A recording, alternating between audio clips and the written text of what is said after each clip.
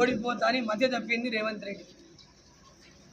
ప్రజలు ఈరోజు పెద్ద ఎత్తున మోదీ మోదీ మోదీ అంటున్నారు. మోదీని గెలిపించాలని అందరూ కోరుకుంటున్నారు. ఏ ఊరికి పోయినా నరేంద్ర మోదీ మళ్ళీ ప్రధానమంత్రి కావాలని కోరుకుంటున్నారు. ఈరోజు డీకేనమ్మని ఇవేమీ విమర్శించలేక మోదీ కత్తులు పట్టుకొని ఎవరిని పొడిచిండు. ఈయననే పేగులు మెడకేసుకుంటా అంటున్నాడు. మానవ బాంబునైతా అంటున్నాడు. రేవంత్ రెడ్డి కదా అంటున్నది, మానవ బాంబులా అయితా పేగులు మెడకేసుకుంటా అంటే ఎవరిని చంపుతావు నువ్వు? డీకేనమ్మని చంపుతావా?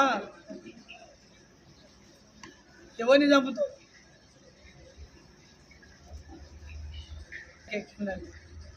తుపాకులతోన బెదిరించి ఆయనకే సాంప్రదాయం. అది తుపాకులు తీసుకొచ్చి బాల్య పేల్చి సెంటిమెంట్ చేసి కొడంగల్